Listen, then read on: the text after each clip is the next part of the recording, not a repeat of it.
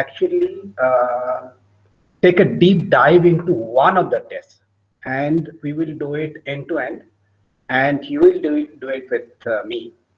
So, and we will see how the test is administered, how the test scores are plotted, and how it is interpreted. All right. So, I had requested each one of you to draw a grid, 26 by 7 grid, I believe, which I had requested. I hope all of you have that piece of paper with you, because the very next slide would ask you to plot the scores against each item in that paper, right? So on your screen you will find, okay, on your screen you will find an instrument which is called Leadership Style Inventory, LSI.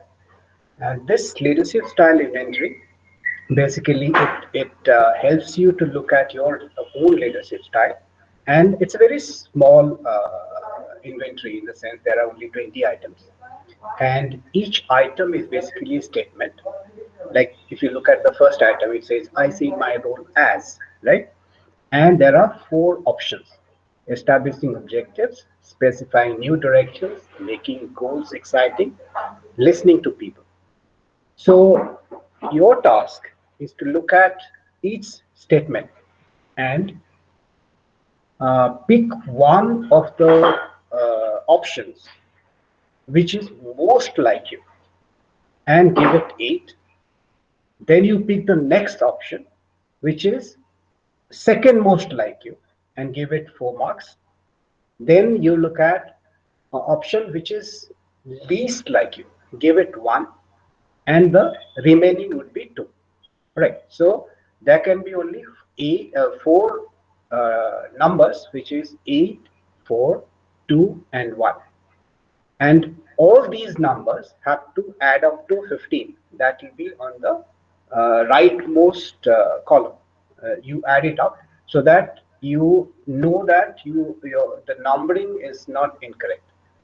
So 8, 4, 2, and 1. Then what you need to do is the first column, at the end you add up all the numbers which are there in the first column and put it there. Similarly, you do it for the second column, third column, and fourth column. Then you add up all the column totals, column 1, column 2, column 3, and column 4 at the towards the on the bottom right corner. I'll come back to the first slide. Look at what you need to do on the piece of paper which you have, unless you have already done it, right? So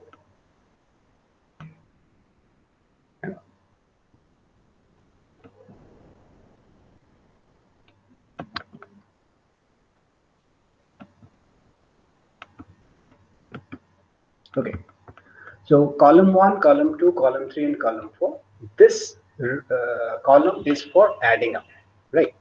So column 1, you look at the statement would be here. So you put the number in the columns, right? Whichever is most applicable to you, you put 8 there. Then you look at other 3 options. The second most applicable to you, you put 4. Then you look at any option which is least likely. Suppose it is column 2. Then the remaining would be, you put 1 there, and the remaining would be 2. So here, this must be 15. So all these 4 numbers added together must be 15.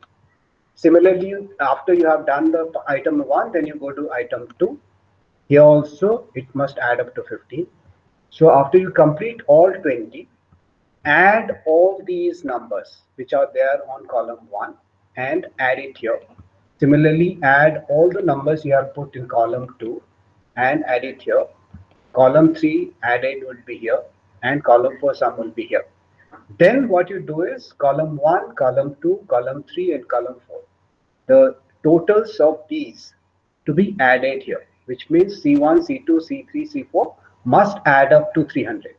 If this does not add up to 300, then you look at the numbers, must be somewhere you might have gone wrong. And if you have added everything here and each row is adding up to 15, then this has to be necessarily 300 because 15 20s are 300. All right. Okay. So I'm coming back to my first slide. So start doing it. Any questions?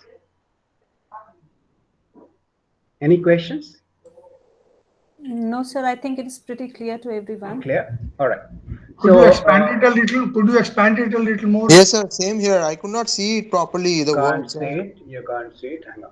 Uh, Are you attending this session on your mobile phone or on your laptop? Mobile. I'm on the laptop, but then Okay. It is not visible even on Not the visible. Okay. Let me just see. Yeah.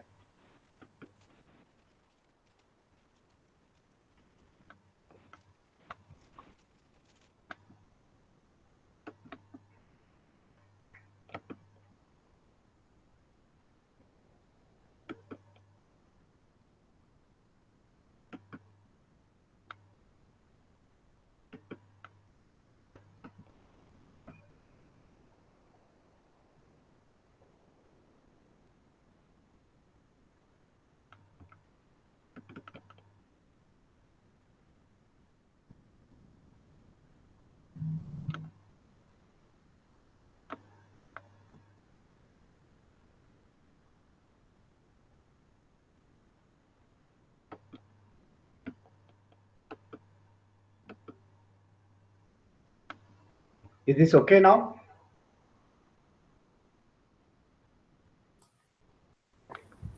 Is this okay now? No, not sir. yet, This not the yet max. on the screen. Not yet on the screen. Not it on the screen. Okay.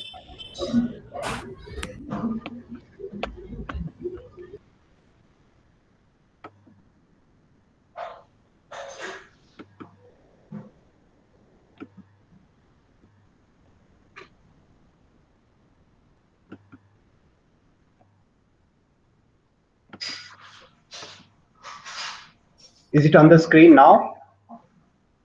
Yeah. yes, sir. Yes, sir. Okay. Yeah. Now it's better. Much better. All right. This is the maximum I can go to. Okay. Fine. All right.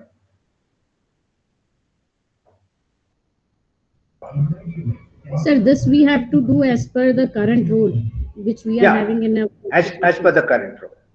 Okay. Thank you.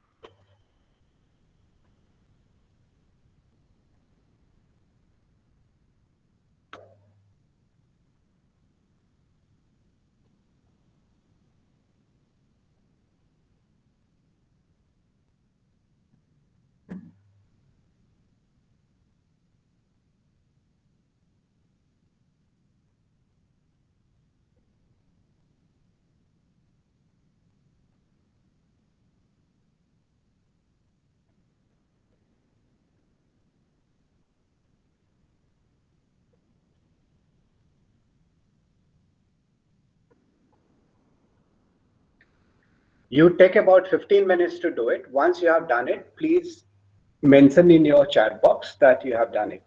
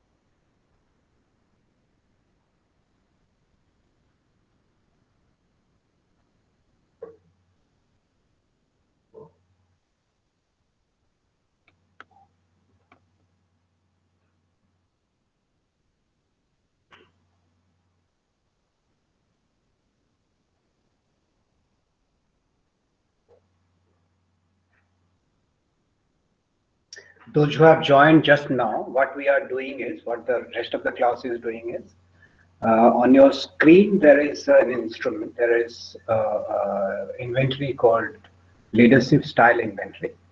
So against each of the statement, you have 4 options. So option 1, option 2, option 3, option 4. So look at all the 4 options. Whichever option you think it describes you most. Say for example, first one is I see my role as. If you think that you see your role as establishing objectives, that's the most like you, give it a number of 8. If you think that the next most best like you, the second best, is making goals exciting, give it a number 4. Then you see whichever option is least like you. It's not is not very much like you. So give it just one number. Say if you think listening to people is least like you, give it 1. So that leaves the option 4, which the remaining option you give 2. So all the 4 numbers which you give to each statement should add up to 15. So 8 plus 4 plus 2 plus 1 should add up to 15. Once you have done that, you add all the columns. The column 1 should be added at the bottom of the column 1. Column 2 should be added, column 3 and column 4. They have to be added separately. And once you have added all the 4 columns, add all the 4 columns to on the right bottommost corner, right? So that should add up to 300 naturally, because 15 into 20 is 300.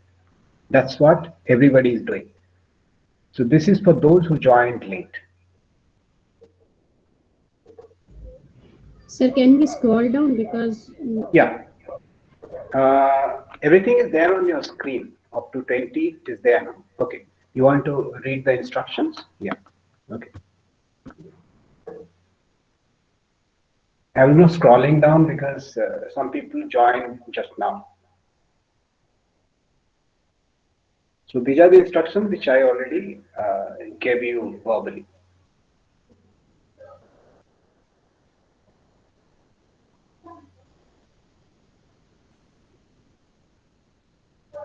Sir, do we mark them based on some interdependencies between the No, points? no interdependencies. Basically, what you need to do is look at all the 4 options.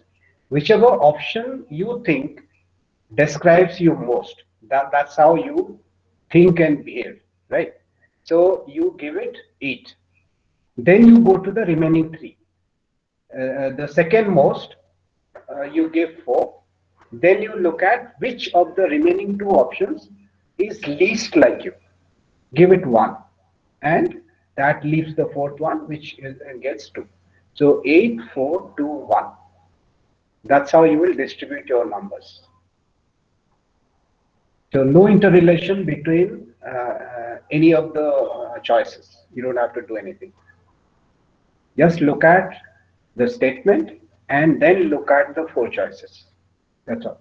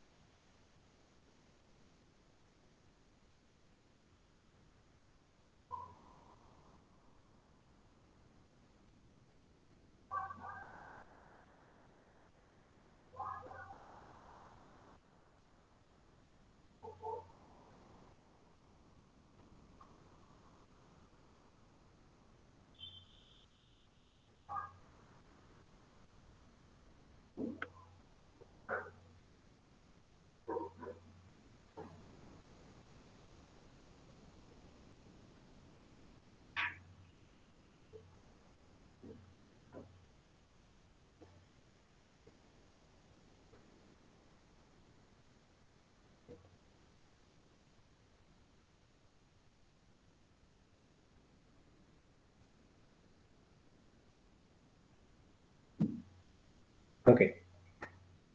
One person has already done. Ushan Datta has already done.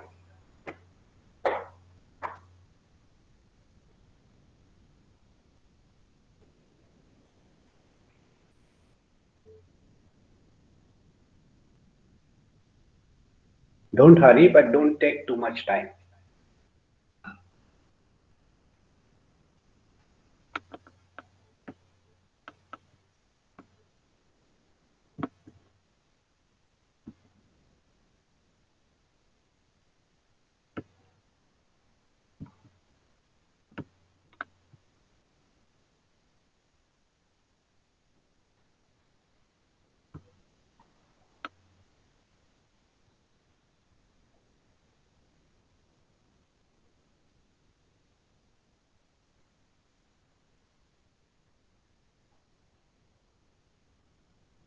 Okay, VT Agarwal has done it.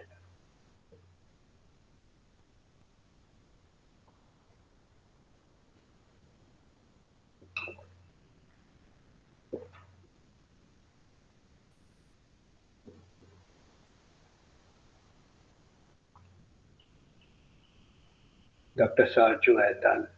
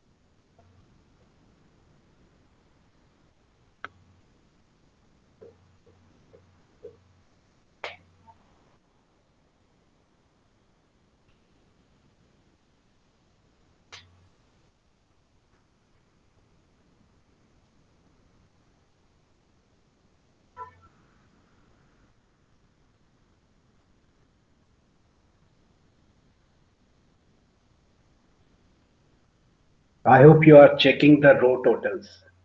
Each row should add up to 15.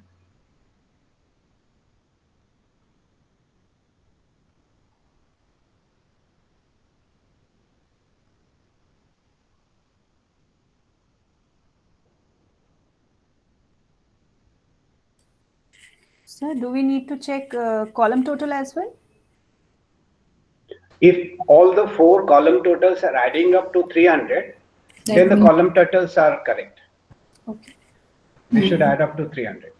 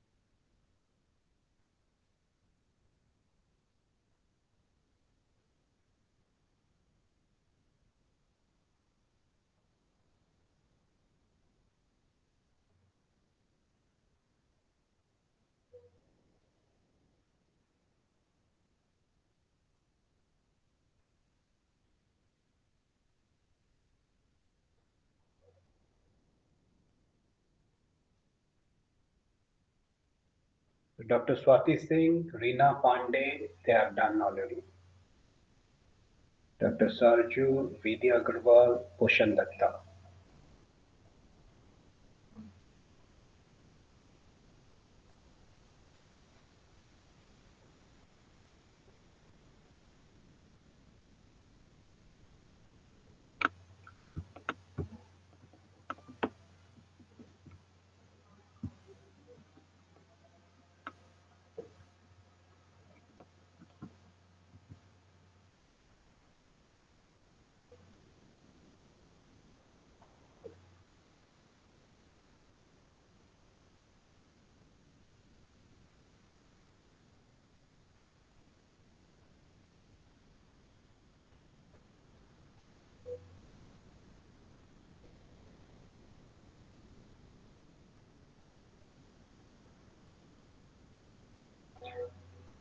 Those who joined late, the instructions for completing this questionnaire is on the bottom left. The instructions are on the bottom left.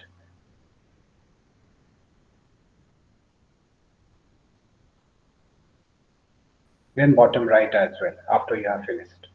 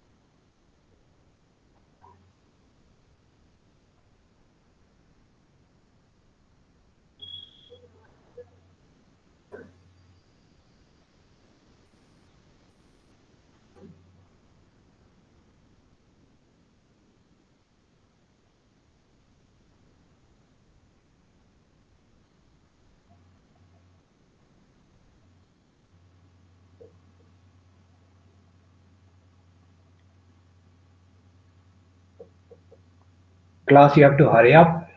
I will close this window after 5 minutes. So you have 5 more minutes.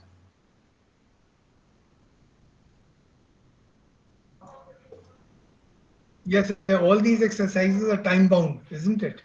Yeah, yeah.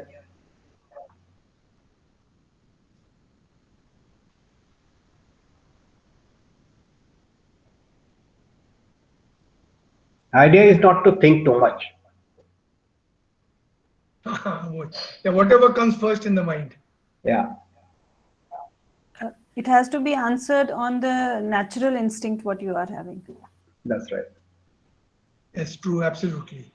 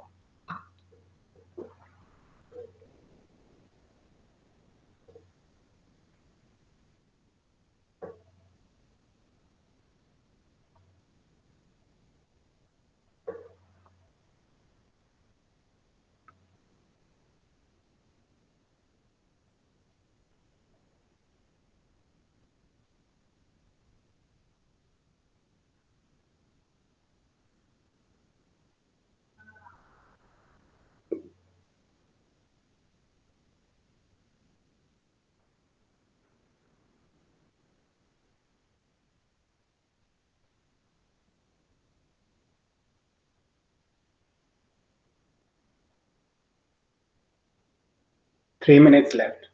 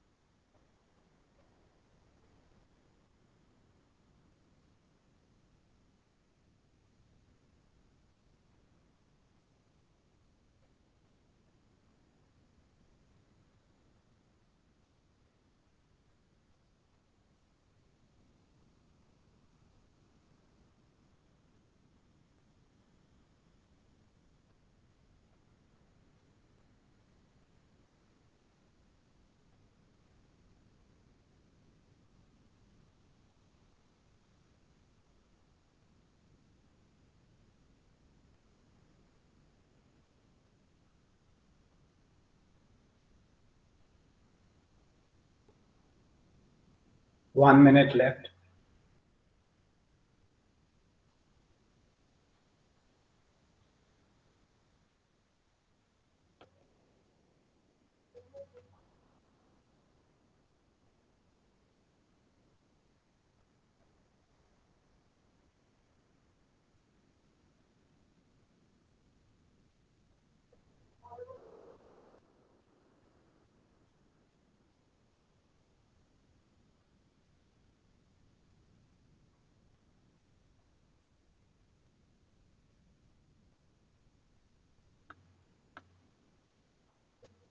All right, I'm stopping.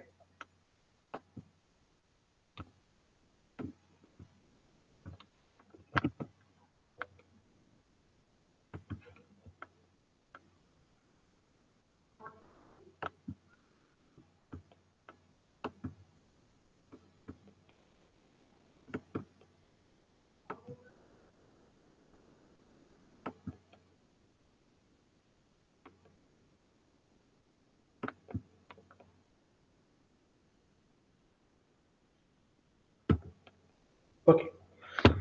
Now what you do is look at your scores. The column 1 is commander, column 2 is logical, column 3 is imaginative, and column 4 is supportive. Right.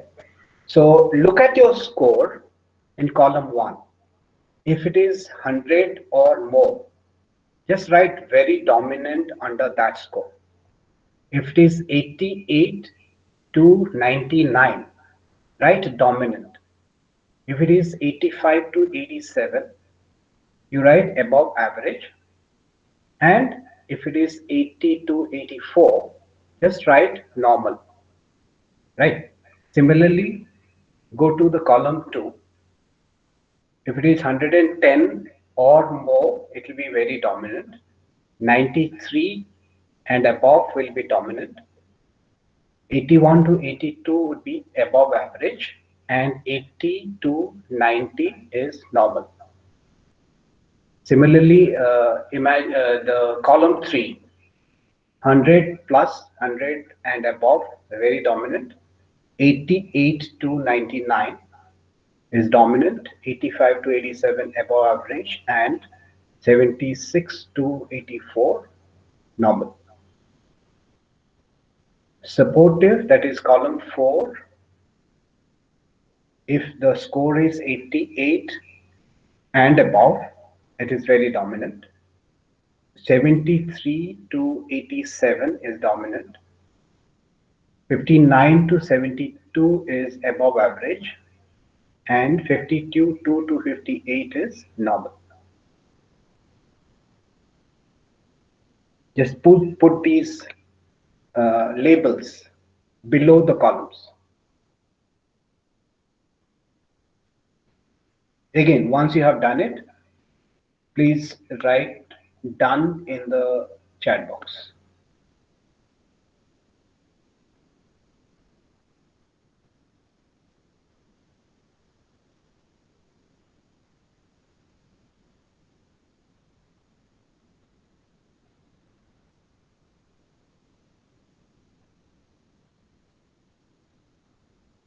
I hope everybody is clear about the instructions as to what to do.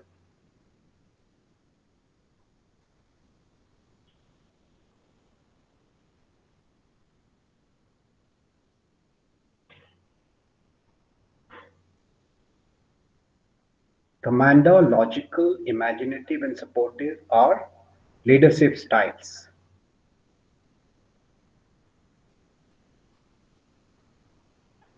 Which are appropriate for different situations.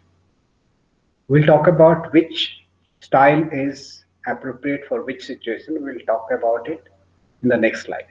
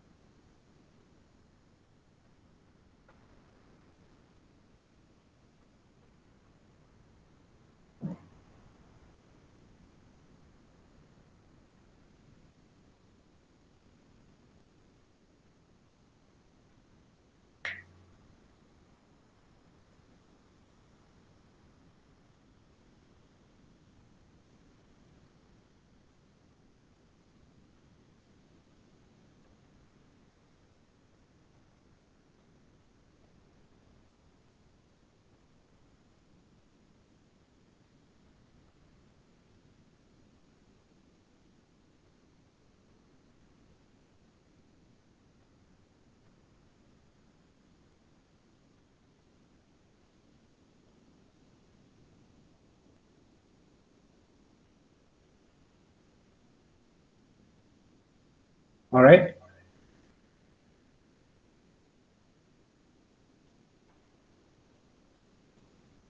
Shall we move on?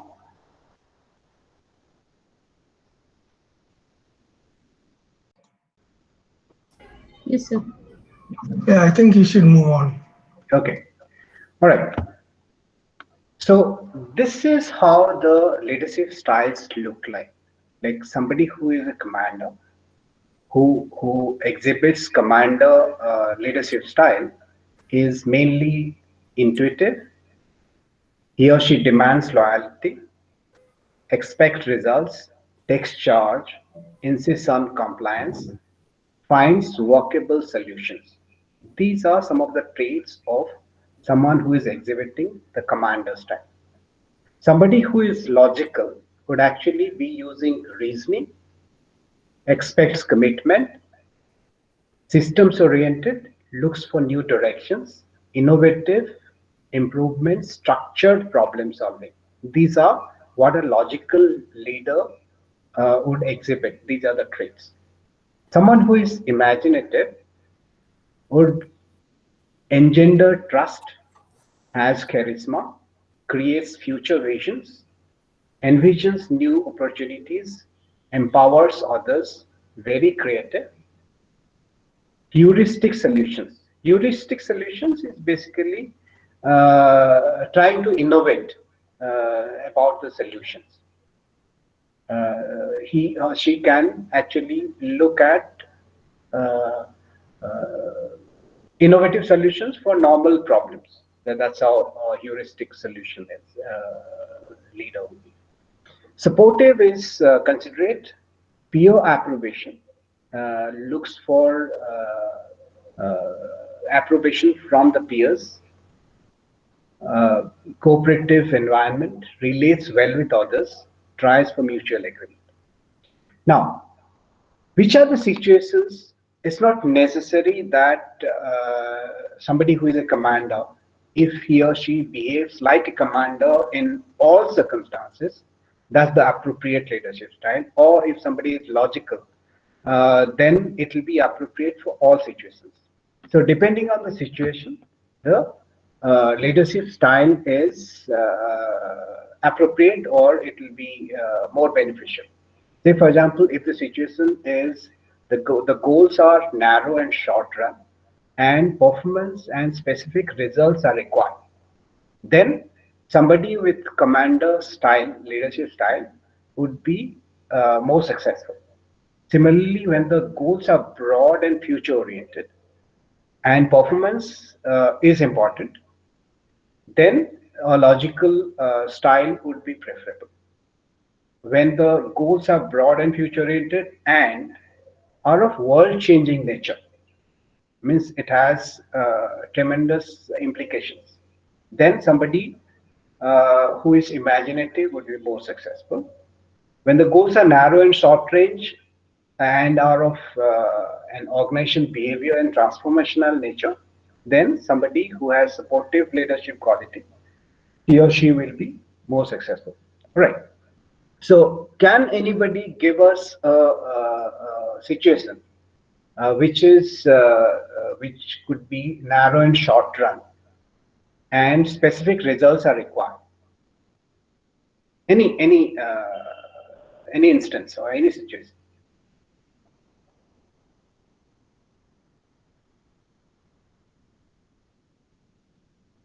I think it's very prominent in IT industry where you have to meet the deadlines and you have to deliver the projects.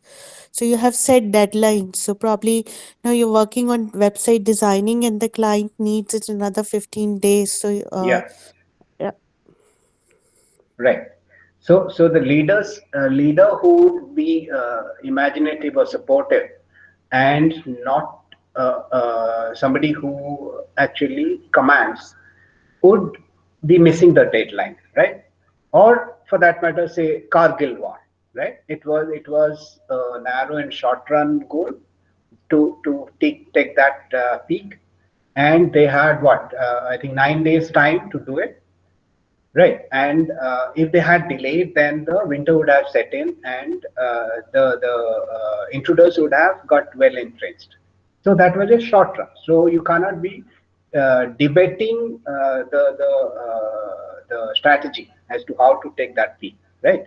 So if somebody is logical or imaginative or supportive, then that kind of leader will not work, right? So you need a commander to deal with those kind of situations.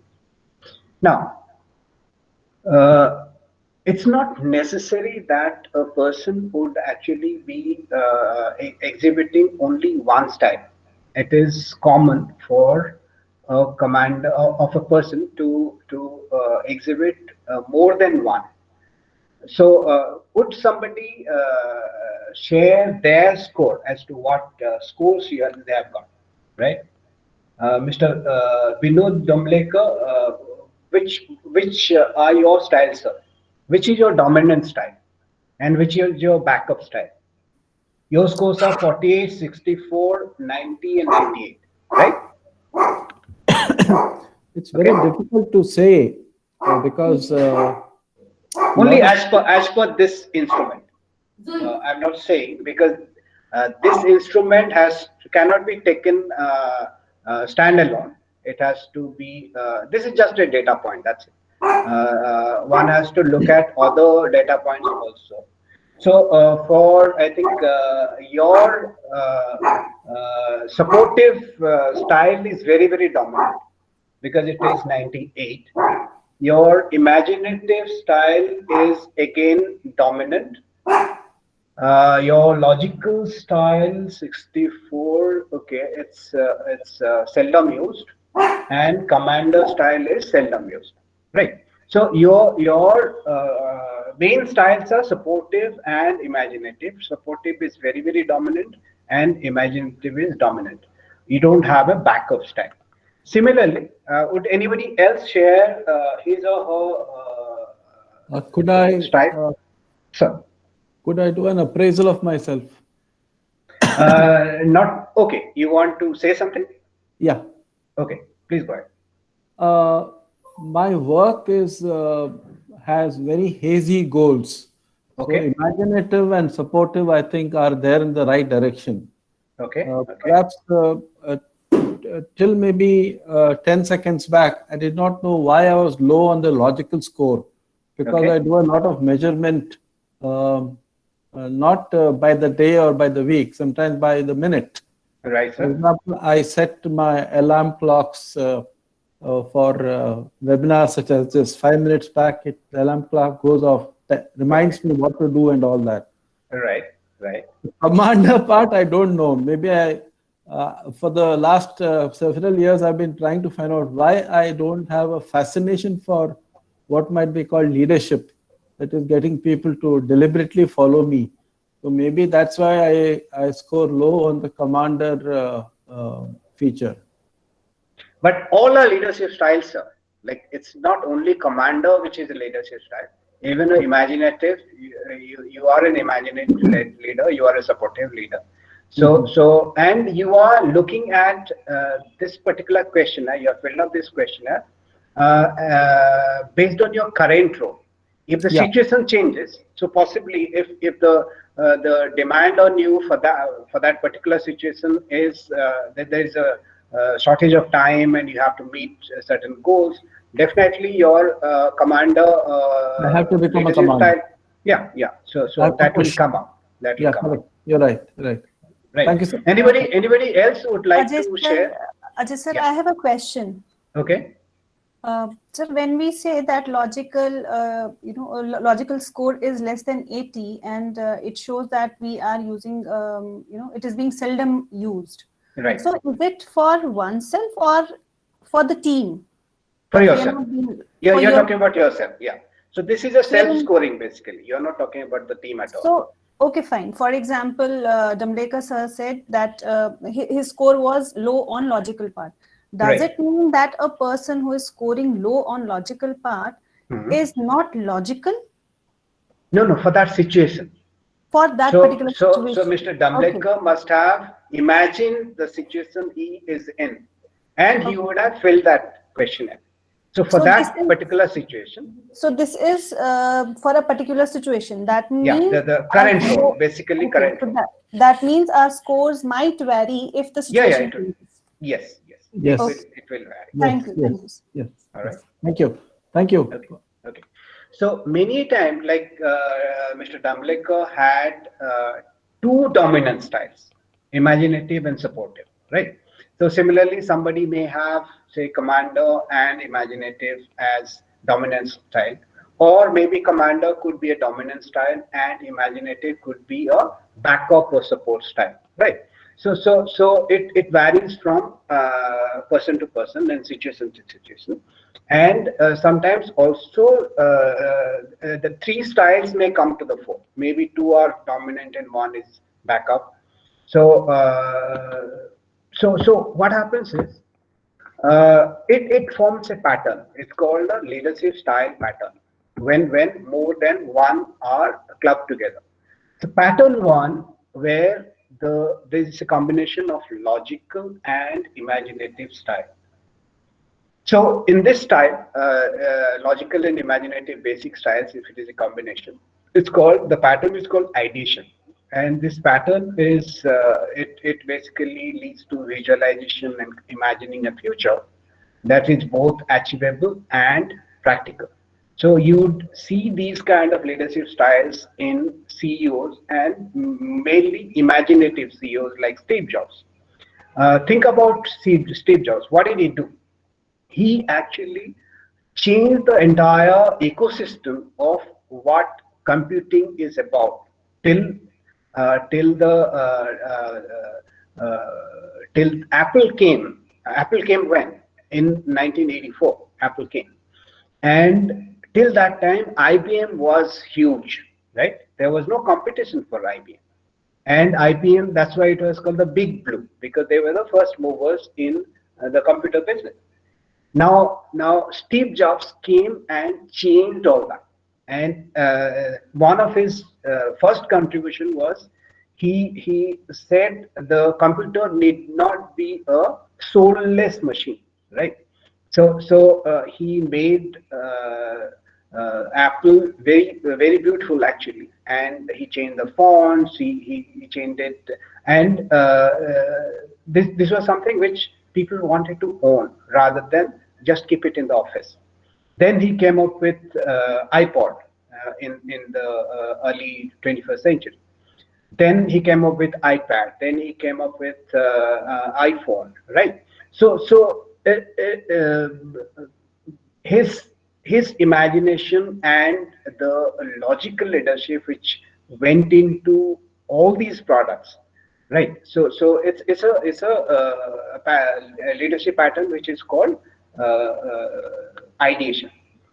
Similarly, pattern 2 is called stewardship. Stewardship is basically a combination of logical and commander basic styles. So this is mostly it's necessary in the areas of financial or risk management. So you find this leadership pattern, style pattern, amongst financial planners, managerial accounting analysts, managers of details, and logistics. So these are the people who are more likely to show this leadership style pattern, which is called stewardship, which is a combination of logical and commander basic style. Now, pattern 3 is coordination. Like it's a combination of 3 basic styles, that is logical, commander, and imaginative basic styles. This is more common in smaller firms because they are the startups, and you need the leaders who are exhibiting all the 3, like logical, commander, and imaginative. And also it's visible in the second and third tier levels of larger organizations, like middle management category. So you see the coordination pattern in the middle and second and third rung in a larger organization. Now, the 4th leadership style pattern is exploration. That is, it's a combination of imaginative and commander. The best example is Indira Nooyi when she was the chairperson of PepsiCo.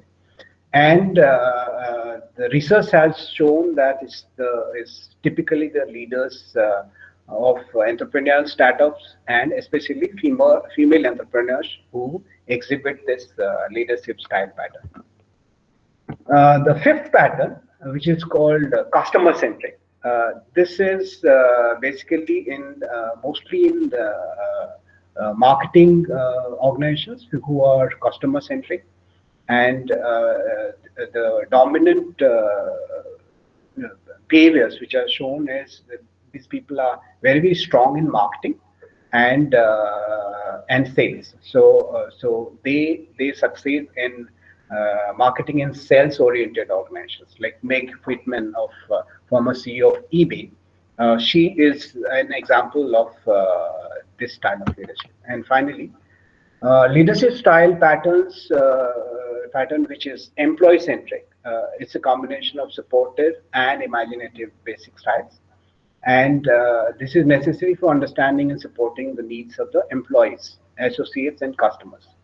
So Anne Mulcahy of Xerox, the CEO, is supposed to be a proponent of this style, or she exhibits this style. Okay, if you look at the organization, right, your organization, whether it is educational institution or corporate company, which function do you think would the people in that function would exhibit this pattern 6, that is employee-centric? Yeah. Which function or which department do you think would be exhibiting this? Obviously, HR department. Yeah, HR department. Also, public relations, advertising, corporate communication, and customer relations. They would be exhibiting this pattern. All right. So let's look at a real-life application of LSI inventory. Like I have used this in my work, and I did a lot of work for NTPC for their Western region projects, and my mandate was to to assess the managerial competencies of the senior managers. So I did this for 2 years in a row, 2017-18 and 18-19. So the mandate was that they have managerial competencies which are attached to the various roles, like for E1 to E5, executive 1 to executive 5 grade. The managerial competencies which are attached to their role is analytical ability, learning, and team play. For E6 to E7, that is senior managers and DGM, they have the managerial competencies which are attached there is communication skills, managerial effectiveness, and team building. And decision making comes in E7 and E8, that is AGM and GM level.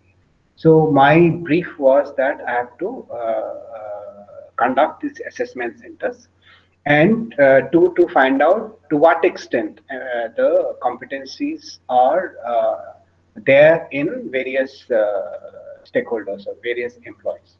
Now, how do we go about assessing the competencies?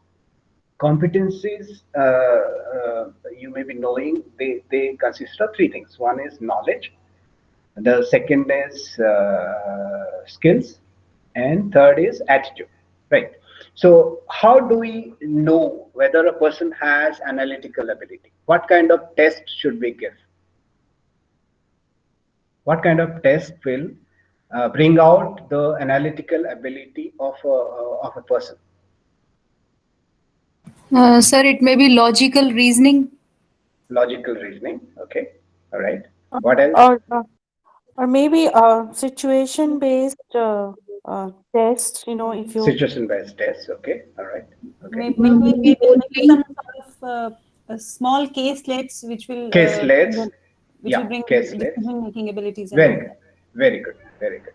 Numerical What kind of, yeah, what kind of, sorry, yeah, please go ahead. Sorry, sir. Numerical test. Numerical, yeah, numerical test, right? So similarly for team building and team player, what kind of test or what kind of activity would bring that out? Team building and team player. It may be like, sir, T group sort of training or something like sensitivity analysis. Okay, okay. What else? So role playing. Role plays. Role play. Role play would be difficult because normally role play would be one-on-one. So we are talking about team. So it will be more than 2 people. Okay. Group what activity. else? Group activity. Group activity. Communication Group exercise. discussion. Various group activities. Both outdoor and indoor group activity. Right. So what we did was we created a battery of tests, which also included the LSI, which you took just now. So LSI would bring out which competency. Just now you did the leadership style inventory, so it will bring out which competency among the 7. Managerial effectiveness. I'm sorry. Managerial effectiveness. Yes. Okay. Decision making. Abilities as well. Decision making. Yeah. We focus on more of abilities, I believe. Team building. Yeah. Team building as well as team player, both. Team player. Yeah, right. Even communication skills, right? Because if you are a good leader, you would be a good communicator as well, right? So we do not go for only one data point. We go for, when we do the assessment, we take data from various activities.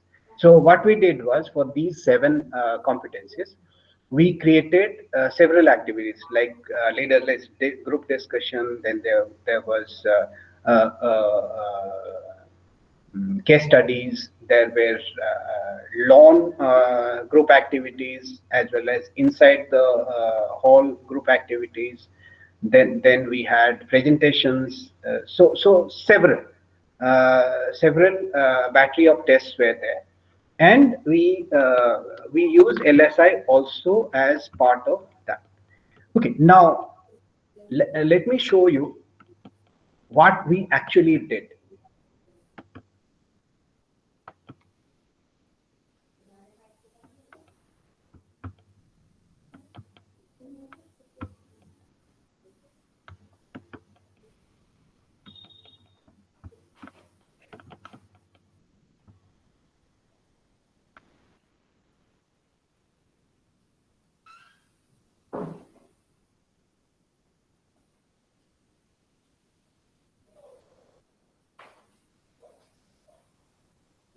Just give me a minute. Number one, your sitting distance from the dashboard. The distance that you are from the dashboard should be positioned such that the knees are slightly bent, even when depressing the brakes fully. Because in event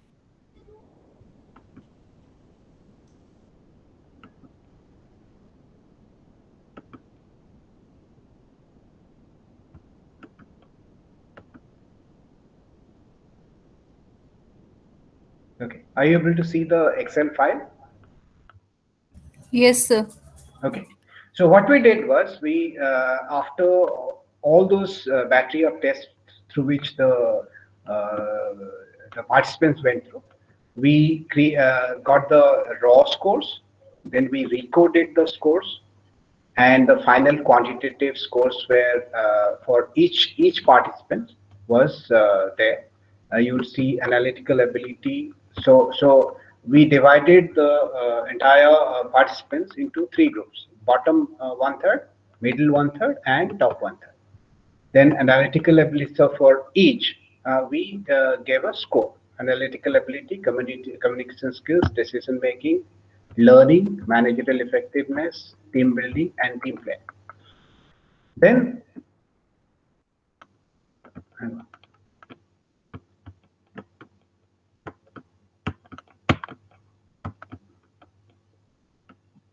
Correct. So these were the final quantitative score. There were qualitative scores also, because when they were doing it, the exercises, there were people who were observing them, and they were noting down against each person. They were noting down some qualitative observations also. Like this person has written down demonstrated leadership qualities, active participation, communication with others, speaks clearly, instructing others. So these are qualitative. Then we also had a integrated reasoning score. Basically, these are like we gave them some problem to solve, and they solved those problems, and they were scored on that.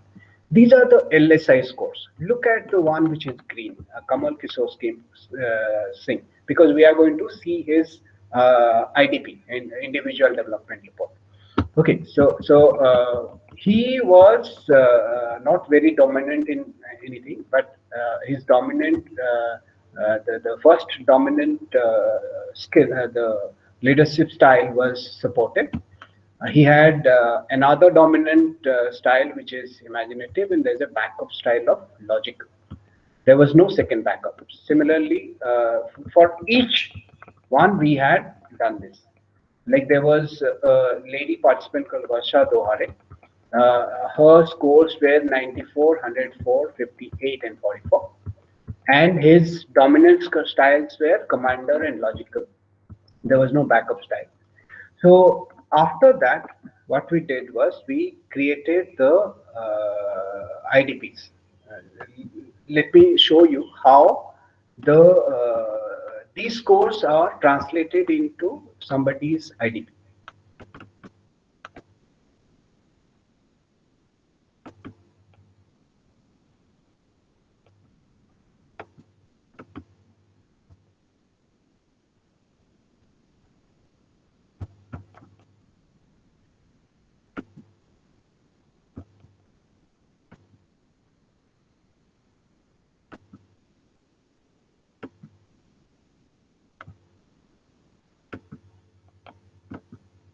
Okay. So this is the individual development plan which was created for this participant. Okay. So yeah, Kamal Kishore Singh. This is how IDPs are prepared. So the top strengths based on all the data points which we got were analytical ability, communication skills, learning, team building, and team play. Competencies that need improvement was decision making. Competencies that need immediate attention was managerial effectiveness, which means he has to necessarily go through a training program or a development center for the managerial effectiveness, and also possibly for decision making. All right. So, and some of the sample observations, the qualitative observations which we had recorded was initiated the discussion in his group, started his group presentation and spoke for entire 4 minutes, was an active participant, took initiative, right? His leadership style was, which we brought from the LSI, which you are familiar with. His commander score was 53, logical was 82, imaginative was 89, and supportive was 76. So naturally, he had a combination of imaginative and supportive leadership, which were dominant. So this was given to them, the person, this report, where we said that you have a combination of imaginative and supportive leadership styles, both of which are dominant. The combination of these two styles is employee-centric. Okay, that is the last one which you saw, the leadership pattern, style pattern. It means it helps in understanding and supporting the needs of the employees, associates, and customers, as well as having imagination to inspire through internal and external relations, promotions, and employee empowerment programs. You also have a secondary logical style, that is the backup style. So logical style is useful when the focus is on performance. So you may reflect on the leadership style and your observed strength and area of improvement identified in the previous page, and take action accordingly. So after that, we had suggested the development action, what development action they would take. We suggested for each of the competency which needs improvement, we suggested certain activities. Like for analytical ability, we suggested these 4 books. For communication skills, again, we suggested some training programs. Adventurous in attitude, building in interpersonal skills, enhancing interpersonal effectiveness, and also MOOCs we suggested. And for decision making, for learning, for managerial effectiveness, although the identified competencies were 3, which needs improvement, still we gave the entire so that the person can hone his skills. Then we also suggested certain books which the person needs to. Okay, so this is how the reason why I took you through the entire thing is in case you want to be a test administrator yourself going forward, then you would actually be able to use these psychometric tools to get more and more data points which will make your assessment better. Okay, any question on this? Yes, I have a question, if I Please go. may. Yeah. So Yes, Parul. when we're talking about individual development plans, right?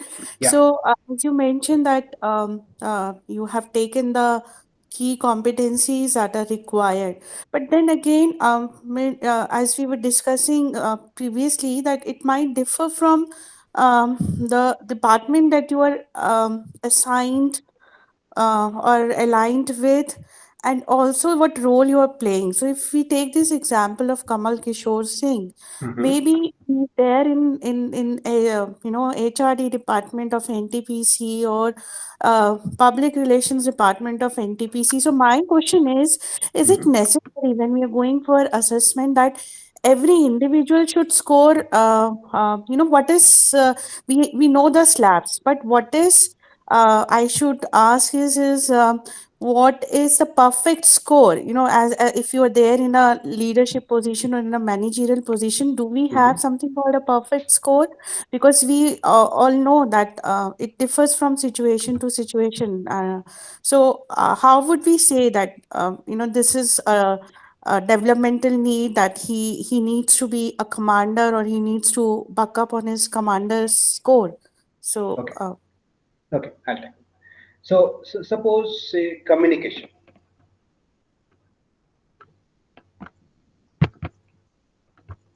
So you have communication as a competency. The competency is it has 3 components. Which are the 3 components? I just had mentioned: knowledge, skills and abilities, and ability or attitude. Okay, so you have knowledge, skill, and attitude. Okay, now look at the organization, right? You have the CEO at the top, and suppose you have the HR officer at the bottom in the officer category, right? And in between, you have several other levels, right?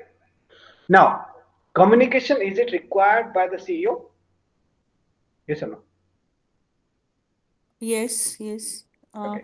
But the degree No, no, would, let me finish. Is it required by the head of HR? Yes or no? yes, yes. Okay. Is it required by the HR officer? Yes or no? Yes. All right. Now, communication is required in the entire hierarchy, right from HR officer right up to the CEO. So the communication for the CEO, communication competency for the CEO, and communication competency for the HR officer, is it the same? No. All right. How does it differ? Um,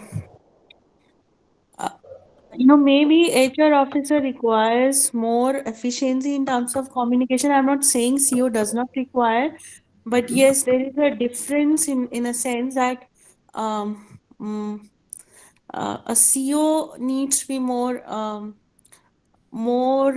if I could if I could refer to LSI, more commanding in terms of giving orders and instruction, but I think HR officer need to be a bit subtle while communicating, and that is my understanding. Okay. All right. So you're right. In the sense, if it is communication, right? So the communication for the CEO and the communication for somebody at the bottom of the hierarchy would be different, right? So communication can be in a scale of say 1 to 10, right? 2, 3, 4, 5, 6, 7, 8, 9, 10. All right. So possibly your CEO would come somewhere here, 9 or 10, right? Somebody in the middle management level, maybe around say your CHR, the chief HR officer, would require it at say 6 or 7, right? Somebody at say HR officer level may require it at 2 to 3, right? Suppose the HR VP wants to be promoted to HR head. So the competency which is there, which is appropriate at his level, is 3. Now he or she has to move from 3 to 6. Getting? Hello? Yes, Are you right, with me? right. Are you with me? Right. Yeah. So, and to move from here to here, suppose the HR VP is having say about 6 years of experience, and he has another maybe 4 years time to move from 3 to 6. Now, when we do the assessment, his communication skill is appropriate for his level. Now he has 4 years time to move from 3 to 6. Now in the IDP which we create for him, IDP is not created only for the present position. IDP is created for a future position as well, because that's why it's called developmental. Now to move from 3 to 6, what all he or she needs to do to improve his communication? Obviously, you need to go for a training. Yes, yeah. The various training programs, he has to go for experiential learning. He has to be more, he has to grab the opportunity for speaking in public, right? He has to grab the opportunity for making surveys and preparing participated reports. in brainstorming. So all the brainstorming, all those things, right? So the communication needs to move in this continuum. It's not that if I have communication means I have communication for all the roles. The communication for one role is different from communication for a next role, and it's different from communication for the CEO role, right? So one has to move on that particular continuum from say 1 to 10, right? So does that answer your question? Yes, thank you. Thank you. It Right? does. So it's basically competency is role based. It's not situation based. Competencies are attached to roles rather than situations. Getting me? Whereas something like a leadership style, it can be a person's dominant leadership style, no matter what the situation is. But if he or she wants to be successful in a particular situation, then he has to draw upon the backup styles as well. The one particular style, say commander style, may not be coming naturally to somebody, but if the situation demands and if the person wants to be successful in that particular situation, then he has to naturally bank upon the backup style. It can be say commander or logical, whatever style is required by that particular situation. If the person does not bring forth that particular style, whether it is backup 1, backup 2, it has to come to the fore, else the person cannot be successful. All right? Does it make sense? Thank you so much. Okay. So now, Can I ask? sorry. Yeah, please go ahead. Like you were showing that presentation of a particular employee regarding his feedback about his skill sets.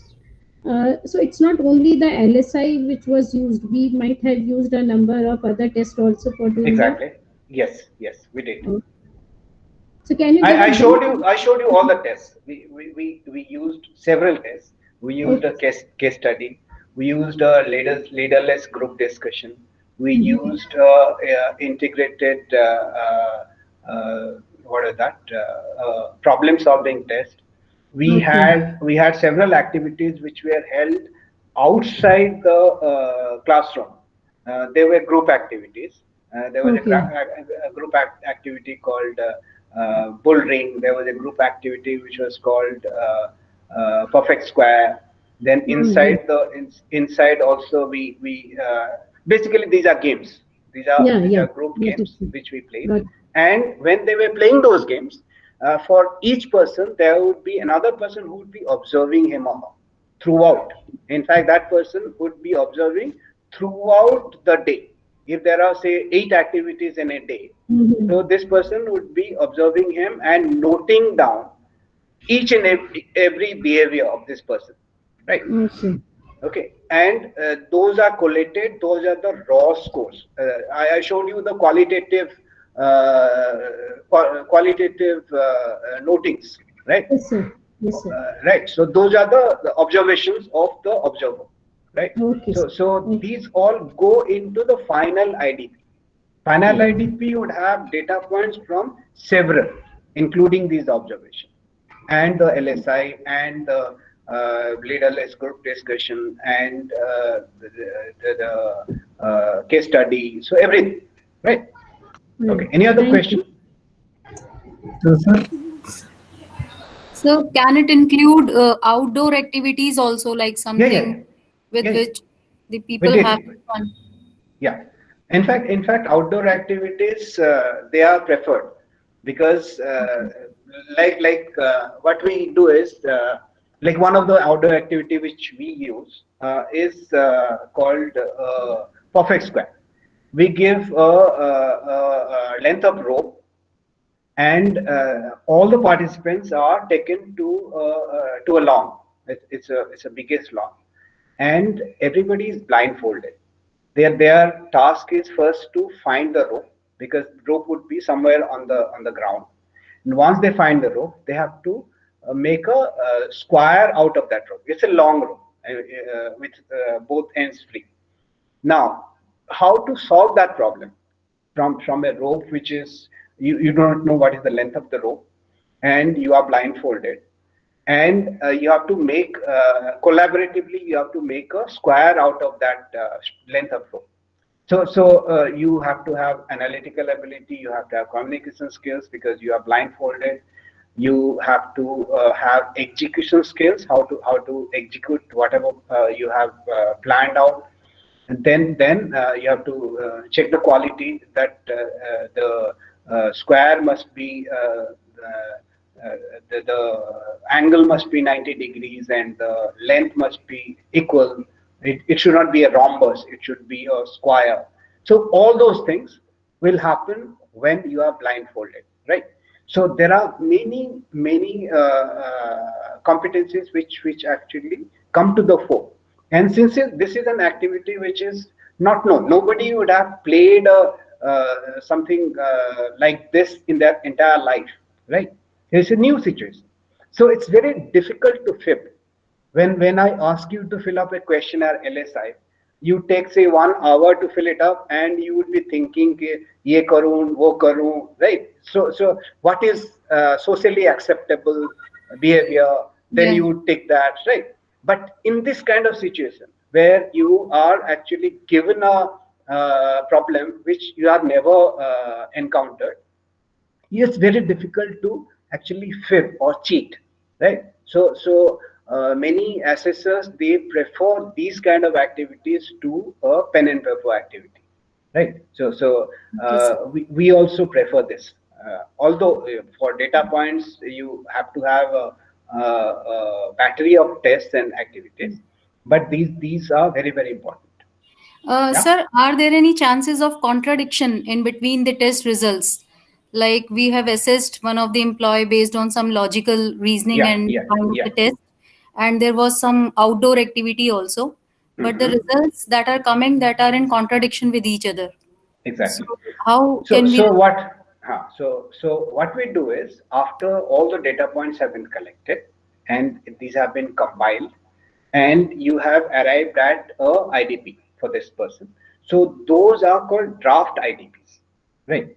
So the draft IDP is actually given to the participant, and afterwards a interview is fixed up with that person, and he has every right to question your findings, and he has every right to defend himself or herself on any aspect which you have mentioned in the.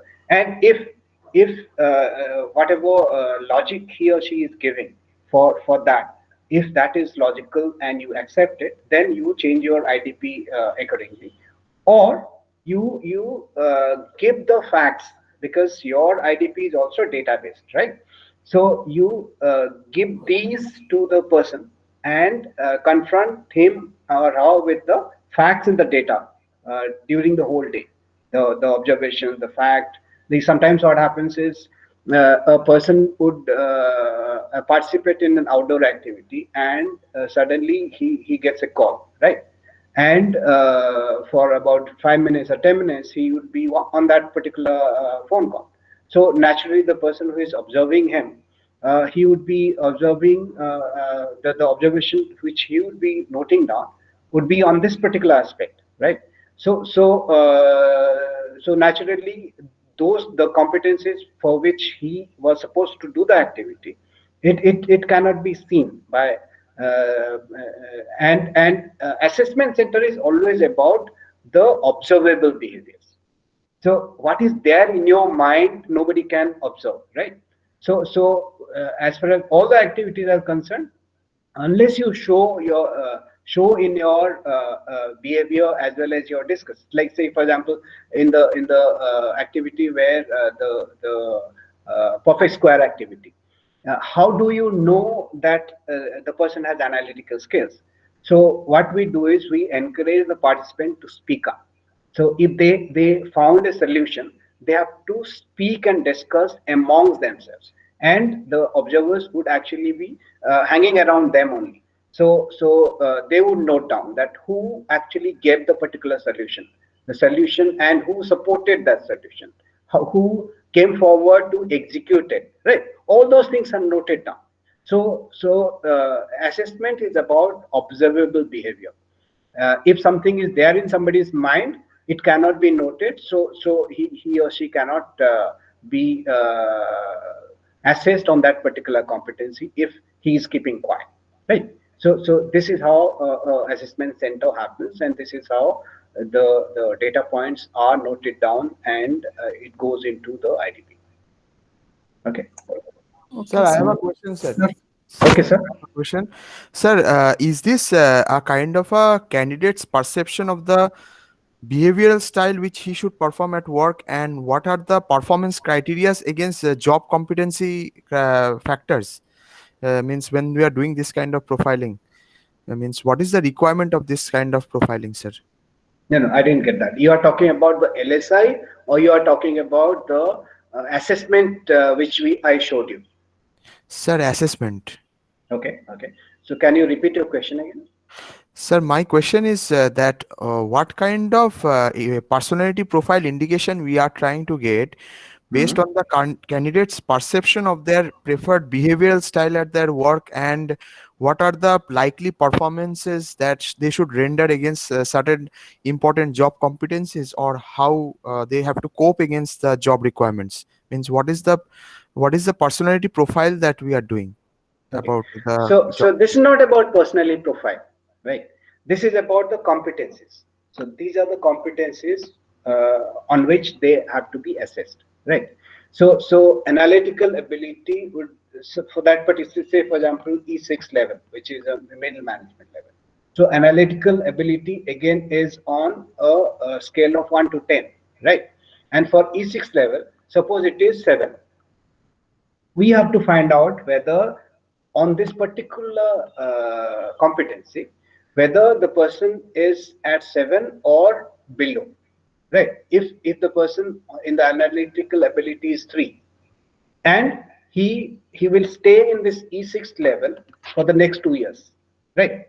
So we are talking about that particular role. So he has to, in these 2 years, he has to necessarily move from 3 to 7.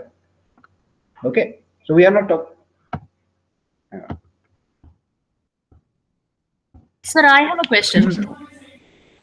Yeah. Okay. Sir, I just first of all. So did you get that? So let me finish that. So for each of these, we have to find out where the person is, right? So it's like a map. What do you do with a map when you are in a strange city and you are given a map? What is the first thing you would do? What's the first thing you would do when you are given a map? We see the main places. We see where we are standing at. my coordinate in the map, means in Exactly. the Google map. Exactly. So if this is a map and you are given this, you have to first find out where are you. Suppose you find your coordinate here, right? You are here, right? Then only you will be able to chart out a route. Suppose you do not know. Suppose you want to go to place A, right? So unless you know where you are, you won't be able to chart out your route. Suppose you do not know that you are here, right? Suppose you are here, right? Then your route would be different from the person who is here. Similarly, the assessment is about finding where you are. Okay, so if you are at 3, then the say Varsha Dohare, suppose she is at 6, and the first person was at 3. Then the route which Varsha Dohare will take from 6 to 7 is different from the route which the other person will take, right? And the same thing is valid for all individual competencies. So the IDP is always unique for the person who is being assessed. So the IDP for one person would be entirely different from the IDP which is given to another person. And normally it is confidential. You don't let anybody other than the HR and the HOD, other than so IDP is seen by only 3 people: the person concerned, the HR, because the HR would be arranging the training programs and other stuff, and the HOD, because HOD, this person reports to the HOD, and the HOD must know where his own team members' competencies lie. Right? Okay. Any other questions? Somebody was asking a question. I stopped him. No? Good evening, sir. Good evening. Sir, my question is towards the methodology, actually. I am just wanting to know that in your scale, if we are providing some sort of statements to which the candidate has to respond, we are doing this in a group. So, do we provide the same, or do we provide, say, for example, some ungrouped or randomly floated those statements, or the statements under certain groups? Say, for example, in your case, which is on the slide, certain statements on analytical abilities. So, do we do that analytical abilities there, and under that there are certain statements, or in certain cases only statements are there, not this particular factor is there? So how do are we talking about the LSI, or we are talking about this assessment? In general, in most of the cases, No. The question which you are asking, is it pertaining to the LSI instrument which we started with, or you are talking about the assessment which I did for NTPC? No, it is about the skill, the LSI, the skill. LSI. Yes. Right. Okay. In most of the psychometric scales, there are statements to which the candidate has to respond, so that you can arrive at a data point. Right. So, do we provide the similar statements in a similar order sequence to everybody? Yes. No, this is standard. This is standard. Everybody would have the same sequence, same everything. Now, this is an individual. This instrument is for individual. It's not a group. So there are two references which I think I had mentioned. Yeah. Okay. So there is something which is called norm reference. There is another which is called criterion references. These are the standardization tools. Now, norm references, referenced psychometric tool, is where you are actually comparing the scores of individuals with the group score, right? You compare, say for example, in a class of say 50 people. Let me complete. Right. So that's a non-reference. Whereas a criterion referenced tool would actually have a criterion which is other than the test which has been conducted. Say for example, the assessment center which we did, that is criterion referenced, because if you are having say your competency for a particular skill set for a particular competency has to be say 7, whereas it has been the assessment shows that you are at 3, right? So who decides that? It is normally the organization who decides, which is something called it's called a competency matrix. And the competency matrix will differ from organization to organization. It's the organization which decides, I want for a senior manager level, I want the communication to be at 6 or 7 out of 10. Whereas another organization, suppose it's a advertising agency, they may say, okay, I want my senior managers should be at 8 or 9 rather than at 4 or 5, which is okay for a production manufacturing organization.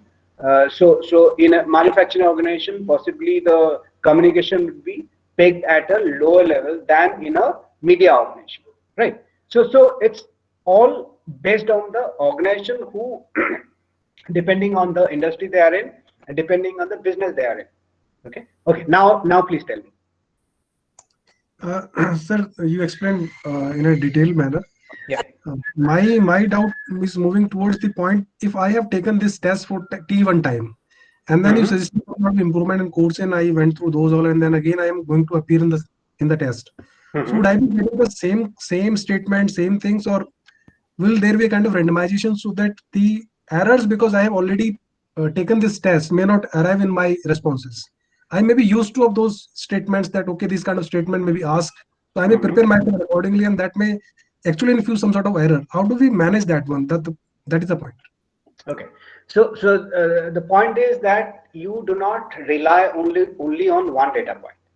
Like if you are using LSI, right, leadership style inventory, for checking on the leadership style of a person, you do not rely only on one data point. You have a battery of data points which you would want, including observation, right? So the what happens is the test is standard. If you are taking the FIRO-B, it would have 54 statements, and those statements and the order of the statements will remain the same, right? Similarly, if you are taking, say, OPQ 12, so those 12 statements and the order of those statements will remain the same, and it has remained the same for the last 50 years, right? So there is no way you can actually, I mean, you can fit. Like somebody was telling me earlier that there were two sentences, statements in the Johari window questionnaire which I gave them was exactly the similar, right? So if you do not catch that and you actually answer those two items which are exactly the same in a different manner, so possibly you are trying to make your answers which are socially acceptable, right? So there are ways in which this problem which you are talking about can be resolved also. There are some statements which are similar and they are spread across the entire instrument. So if you have, if number 2, number 13, number 38 are similar, and your responses are different for those, then when the instrument is actually marked later on, if it is computerized, it will actually find out that you have tried to think through and try to give a different, socially acceptable answer. So if that be the case, then you will be asked to take the test again. You getting? So there are some checks and balances, but mostly the items and the order of those items remain the same, even for test and retest. Thank you, sir. If I may add, Ajay, I think, and you can correct me if I'm wrong, I think there is a time period. So it is not that maybe we have rendered LSI today and then after 15 days or so we can again render it whether to see there is an improvement. So there has to be a time gap. Generally, when we conduct it in organization, a period of 6 months to 1 year is taken as an appropriate time gap to for a candidate to go through the test again, because that is how much time it takes for a candidate to improve on the weaknesses, right? So is that so? Is it correct? Like that is correct. Also, there is no knowing what instrument the organization will be using. There are many instruments which are for the leadership style, right? So today we are using LSI. So possibly tomorrow, or I mean tomorrow in the sense 6 months hence or 1 year hence, we would be using some other instrument for the same competency, right? So it's not possible for an employee or a test taker to actually mug up every instrument which is available on that particular competency. So it's not necessary that you have to give this particular instrument again after 1 year or 2 years. And in any case, like mugging up, it doesn't work actually that way. Like 54 items in FIRO-B. How would you remember all the 54 items and what and how to answer those so that you are in a better light?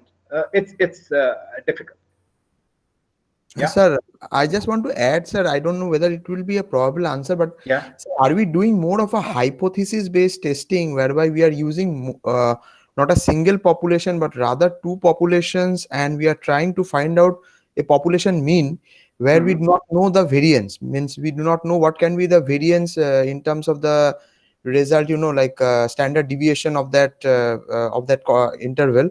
And in that case, are we using some kind of a confidence interval where we can actually say that within this confidence interval the criterion is valid, some kind of a statement we can say like that? Means Yeah, in the sense we talked sample, about, sample, entire sample, sir. Yeah. So we talked about validity and reliability, how to check the validity and reliability, and all these things comes at the time of creating a particular instrument, right? So when you are creating a particular instrument, you check the validity. Like there are validities like face validity, there is item validity, there is construct validity, then split half validity. There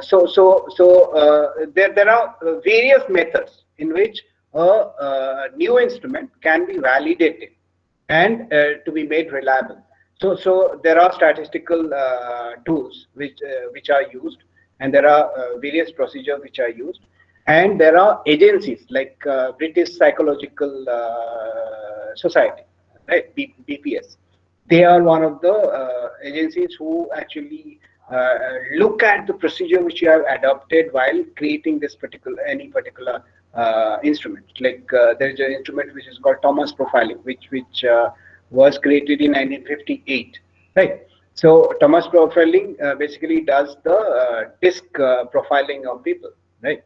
So that has been certified by BPS, British Psychological Society, and also by the European Federation of Psychologists Federation. So there are agencies who do it. In India also, NCOA does it. So they look at what procedure you have adopted to validate validate the test and to ensure the reliability of the test. So these are statistical and procedural things which are and also like the Thomas profiling PPA. It's what now it's about 60 years, almost 70 years, right? 72 years it is being used across say 180 countries. So had it been invalid, then you can imagine why should it be used in 180 countries, right? That way, like the one which we use today, it has been used for the last 12 years, right? It started in 2008. So by using also it's being validated, like in Google Lens, or so when you say the answer to the question whether Google has given you the right answer, so it gets encoded, and the artificial intelligence actually comes into play, and the Google searches are become more robust, right, through use. Right. Similarly, the psychological tests also become more robust by more and more use. All right.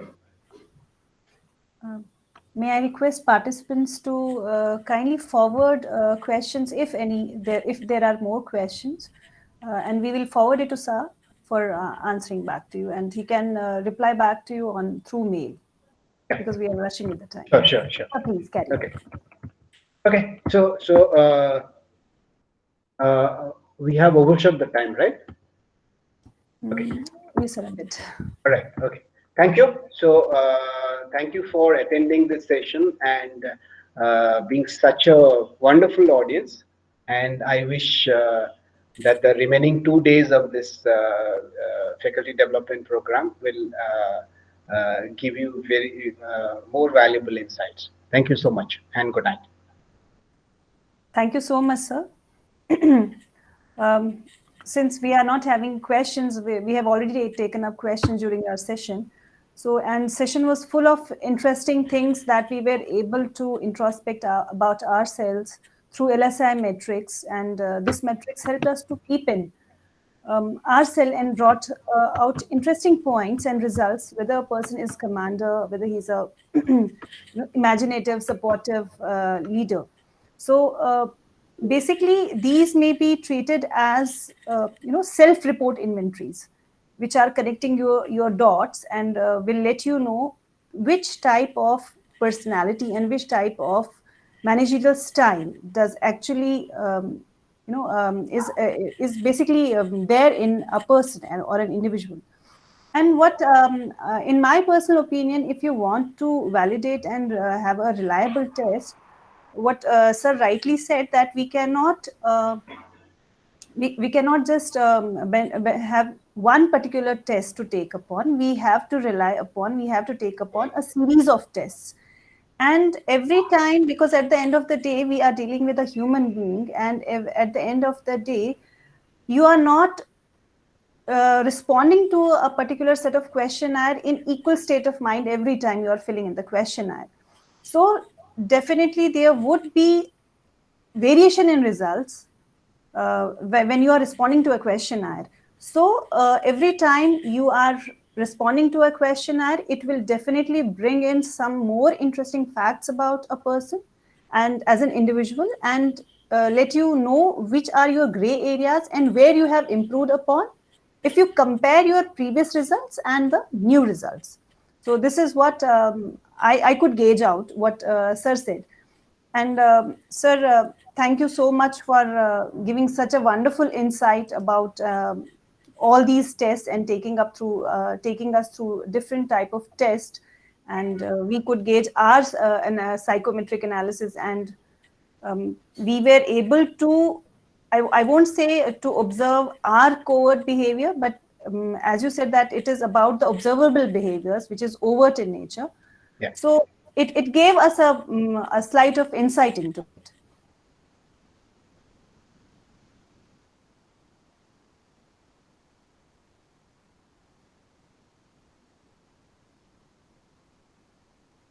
Virtual platform, may I kindly request Dr. Vidhi Agarwal to present e-memento to our speaker of the evening, Mr. Sahu.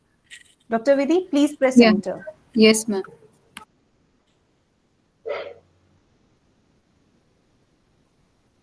Wow, fantastic.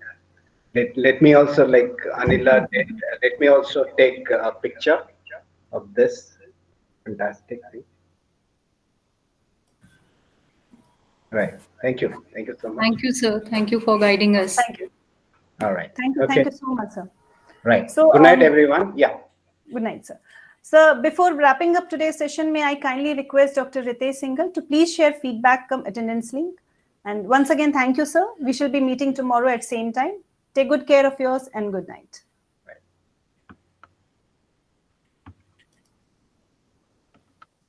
Good night. Good night, sir. Thank you, ma'am. I'm just pasting this link on chat box. Please do share your feedback and write done when you done it on chat box. Thank you.